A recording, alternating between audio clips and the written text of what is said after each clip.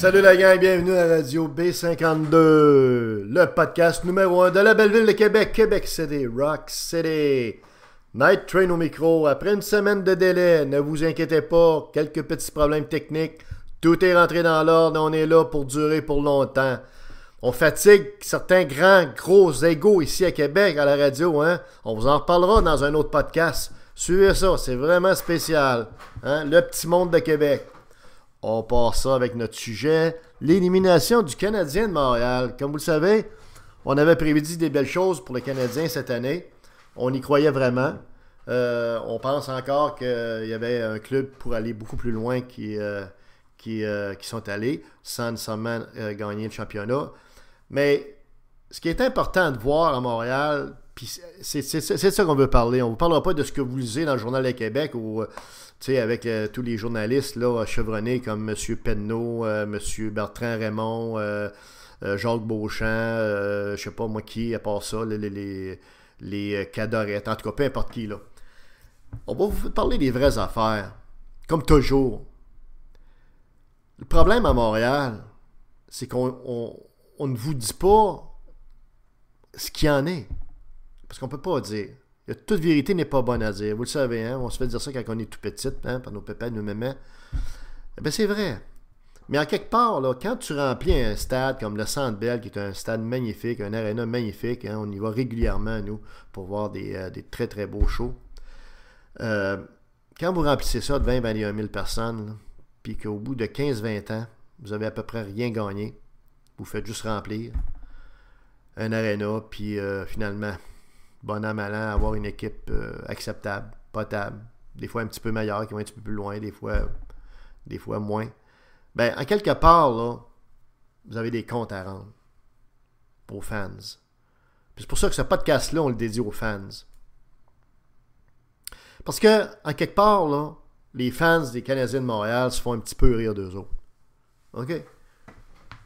Pas dans un sens volontaire. Là. On s'entend que Jeff Molson ne se lève pas le matin en disant « Moi, je vais rire de mes fans » parce qu'il sait bien que c'est ces fans-là qui payent ses billets à un prix de fou pour voir des spectacles désolants des fois et tout ça. Non, c'est pas dans ce sens-là, mais dans le sens où, finalement, on ne fait pas tout ce qu'on devrait faire pour mettre toutes les chances de notre côté, tous les facteurs de succès de notre côté pour gagner le championnat, pour gagner la Coupe Stanley à Montréal. Et c'est ça qui est désolant. C'est d'autant plus désolant, choquant, que le club fait de l'argent. OK? Et dans le fond, on va vous dire c'est quoi les vraies raisons qui sont cachées, qui sont un petit peu en arrière. Surtout une des qui sont en arrière et qui expliquent pourquoi le Canadien ne se rend pas beaucoup plus loin que ce que vous avez vu contre les Rangers de New York. La première et la principale raison, c'est tout bonnement parce que c'est une business. C'est maintenant dirigé comme une business. Vous savez, dans l'ancien temps, quand on était plus jeune et qu'il y avait d'autres générations là, qui s'occupaient du hockey, c'était des passionnés, c'était des gens, ils ne pensaient pas business en premier, ils pensaient gagner. Gagner et gagner. Puis ils pensaient aux fans, il y avait le respect des fans. Les fans, ce n'étaient pas des grosses corporations. Souvent, c'était des individus, des gens qui se privaient d'aller en voyage, qui se privaient d'aller faire un beau voyage, partir de Montréal pour aller voir sortir de leur île, puis aller voir la belle ville de Québec avec son beau château Frontenac, à regarder les bateaux flotter sur le fleuve. Ils se privaient de toutes ces belles choses-là pour se payer un billet de saison pour les Canadiens. Les temps ont bien changé. Maintenant, c'est corporate. C'est corporate puis c'est business. OK? La grosse partie des fans, c'est des gens soit très riches et des corporations. Donc, c'est des gens qui vont là, effectivement, pour la game, mais aussi et avant tout, souvent pour les affaires ou pour d'autres raisons professionnelles.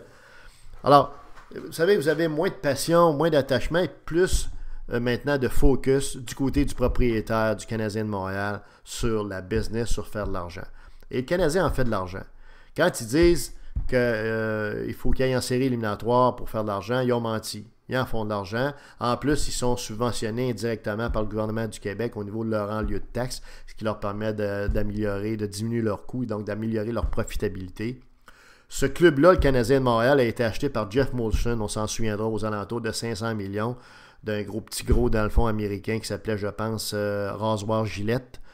Bon, aujourd'hui, la concession vaut 1,1 ou 1,2 milliard. Okay? Donc, ça a plus que doublé. Tant mieux. C'est un bon move, un bon placement. Mais c'est justement ça. C'est que le Canadien de Montréal est dirigé comme un asset comme un actif, comme des actions dans un portefeuille boursier. OK? C'est ça qui se passe, là. C'est ça qui se discute en arrière, puis que personne ne remonte à la surface à Montréal. Aucun des zombies journalistes là, sur l'automatique endormi qu'il y a là. C'est que le Canadien n'a plus le hanger, n'a plus la fibre, là, l'espèce de fibre là, naturelle, un peu québécoise, ces bords, là, de passion, appelez ça comme vous voulez, en tout cas, de désir de vaincre à tout prix, quitte à se fracturer les jambes, à casser son bâton sur la tête. Bon, tu sais, là, on n'a plus ça. On n'est plus là-dedans. Là, on a un beau petit club propre, un beau petit club poli. Les gens remplissent l'aréna que le club joue bien, qu'il joue mal ou qu'il joue très mal, que ça soit endormant ou que ça soit des fois captivant. Tu sais, mais au total, le show, on peut pas dire qu'il est très, très extraordinaire. On s'entend dans le hockey, pas le champ Montréal. Puis les gens remplissent pareil. Parce que les gens, c'est comme automatique, c'est corporate. Les bancs se remplissent, ils sont renouvelés, les compagnies font de l'argent, ils font de la prospection de clients, ils font de la business. Et même s'ils souhaitent qu'une victoire du Canadien, d'une certaine façon, je vous dirais que dans bien des cas, ça passe en deuxième. Tant mieux s'ils gagnent, mais tant pis s'ils perdent, on est indifférent.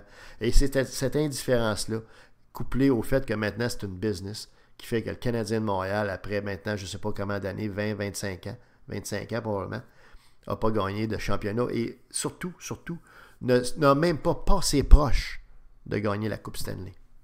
Et c'est encore plus, je dirais, remarquable, symptomatique. Ils n'ont même pas passé proche de gagner la Coupe Stanley, les Canadiens de Montréal. Vous comprendrez comme moi qu'en 25 ans, c'est pas normal, là. C'est pas normal qu'il n'ait pas au moins été en finale de la Coupe Stanley, je sais pas, au moins une fois ou deux, ou en tout cas qu'il n'ait pas passé très proche, même s'ils ont perdu. OK? Et c'est ça.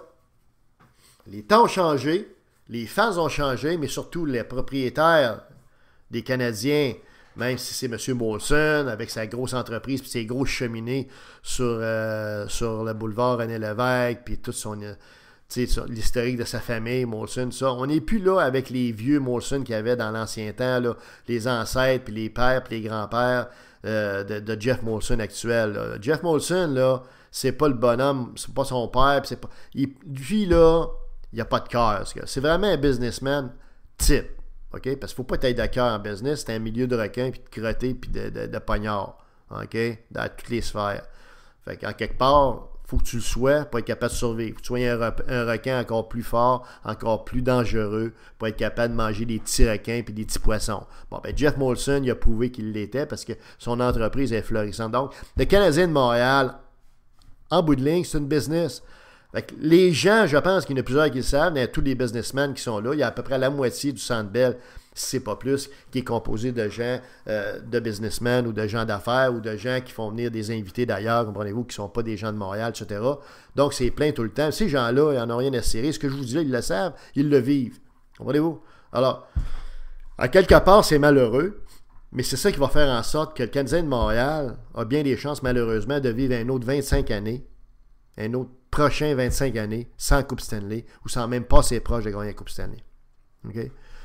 Maintenant, il y a une deuxième raison qui est plus interne, qui est plus tournée vers le hockey, qui fait que le Canadien n'est pas plus performant que ça en série éliminatoire et en général. Et on l'a dit dans des podcasts antérieurs, le recrutement est catastrophique. Pourtant, Trevor Timmins est toujours en poste. Il n'est pas bon. J'ai entendu cette semaine dans ma toto, parce que c'est dans ma toto, j'écoute la radio terrestre uniquement. Et il y a un journaliste qui disait dans une de ses radios ici à Québec, là, absolument incroyable, là, d'ennui, là, que Trevor Timmins se trouverait un emploi facilement s'il était congédié. Ben, moi, j'ai bien hâte de voir ça. Ça n'arrivera pas parce qu'il ne le congédie pas, mais il devrait le congédier. Trevor Timmins et les recruteurs qui travaillent pour lui, c'est pas l'affaire d'un homme, ils sont pas bons. Ils sont pas bons. On dirait, dites ce que vous voulez. Vous le voyez comme moi. Janet Tenordi, c'est un boss. McCarron, ils sont pas capables de le développer. On prend un nommé, comprenez-vous. Là, regardez, Charles Hudon. Bon, tu sais, etc. Louis Leblanc. Alors, tu sais, les histoires d'horreur, là, se multiplient, puis on garde le gars en poste. Ça peut donner une idée comment cette organisation-là est mal dirigée. Marc Bergevin, toujours dans le même problème de personnel. Parce que c'est ça le deuxième problème, c'est qu'il y a du personnel incompétent. Le premier, c'est Trevor Timmons. Le deuxième, c'est le gars qui est supposé développer les joueurs.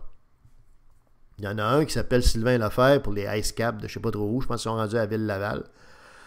Mais écoutez, les Ice Caps auront beau être en série éliminatoire. Il reste qu'au niveau du développement des joueurs, on repassera. Là, ils ne sont pas développés. Les joueurs, c'est un boss n'attend pas l'autre. Comprenez-vous? Une déception n'attend pas l'autre.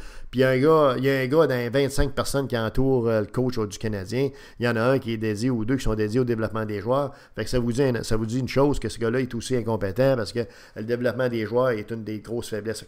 En plus de mal recruter, lorsqu'ils ont quelques joueurs de talent avec un potentiel intéressant, ils ne sont même pas capables de les développer.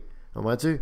C'est comme si tu planterais une fleur dans je sais pas moi, dans de la terre, dans de la belle terre, puis la crise de la fleur, tu ne l'arroses jamais. Qu'est-ce qui va arriver? Elle va tomber à terre, elle va se coucher, elle va mourir. Ben c'est ça le Canadien. Le Canadien, c'est encore pire. Ils plantent les fleurs dans les roches. Demain, ils sont certains qui vont crever.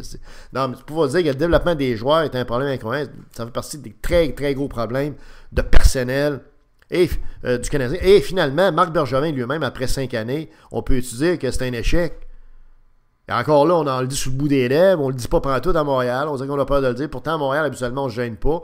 Mais c'est un échec.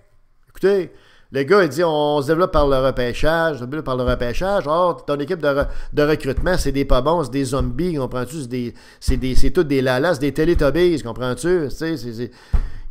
Alors, il n'y a rien à faire avec ça, sauf qu'il peut, Robert, jouer de la trompette, faites de quoi? Ça n'a pas de bon sens, là. Et c'est pour ça que je suis malheureux, moi, pour les gens, les fans du Canadien.